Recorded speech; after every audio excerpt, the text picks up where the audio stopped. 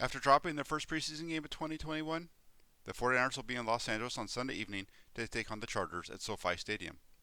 While there were some exciting moments for sure, there were also a number of breakdowns in execution that need to be cleaned up prior to the start of the regular season. Here are 5 areas to keep an eye on during the game to see if there's improvement. Number 1. How will the quarterbacks look? Jimmy Garoppolo only played one series last week and completed all 4 of his pass attempts, one of which was called back due to an offensive pass interference on tight end Charlie Warner. This may sound like a good performance, but it really wasn't all that impressive when you realize that his 4 passes traveled a total of 5 yards past the line of scrimmage. It's expected that Garoppolo play about a quarter on Sunday, and during practice this week, getting the ball downfield seemed to be a point of emphasis, with Garoppolo taking a number of deep shots. When Trey Lance takes the field, the rookie will be looking to improve from his play last week. In his NFL debut, Lance made some exciting plays, highlighted by an 80-yard touchdown strike to Trent Sherfield. Along with the big plays, though, came some growing pains. There are a number of times that Lance passed up open throws or realized or failed to recognize the blitz and deliver the ball to his hot read, and would end up being sacked. It's clear that Lance looks for the big play far more often than Garoppolo. And to show growth this week, he's going to need to demonstrate the ability to be a little bit more efficient in the offense and hit the throws that are there to be made. As for the third quarterback, Nate Sudfeld didn't get into the game at all last week, and he'll be looking to get his first snaps in a game since the last game of the season in 2020 when he imploded on Sunday Night Football as a member of the Philadelphia Eagles. He's been up and down throughout camp, so it'll be interesting to see what type of performance he can come up with.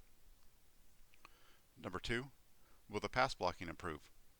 The 49ers struggled to protect the quarterback throughout the first half on Saturday night, giving up a total of 5 sacks and 7 hits on the quarterback. 4 of those sacks came with Trey Lance in the game.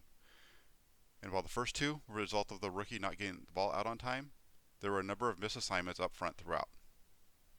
The starting offensive unit is expected to be seen their playtime extended this week, so keep an eye on the performances of right guard Daniel Brunskill and left tackle Jalen Moore. These 2 have struggled in pass protection throughout camp. Number 3, will the running game get going? It wasn't only the pass game that the 49ers offensive line struggled in last week. Running backs Trey Sermon and Wade Gallman were able to gain only 3.3 yards per carry as the offensive line provided very little push and struggled to provide running lanes during the first half. Veteran center Alex Mack did not play last week, and his status for Sunday is unknown. His presence in the lineup could provide a big boost even with rookie Jalen Moore starting at left tackle in place of Trent Williams. Number 4, can the 49ers figure out their kickoff return? Last season, San Francisco was not good at returning kickoffs, finishing with the worst average in the NFL, and often not even getting the ball out to past the 20-yard line. This would once again be the case on the first 3 returns Saturday night, as Richie James and Simba Walker would manage to gain only 36 yards combined. Webster would eventually break free for a 43-yard return in the fourth quarter, but this unit really needs to show the ability to be consistently getting the ball out to around the 25-yard line or further.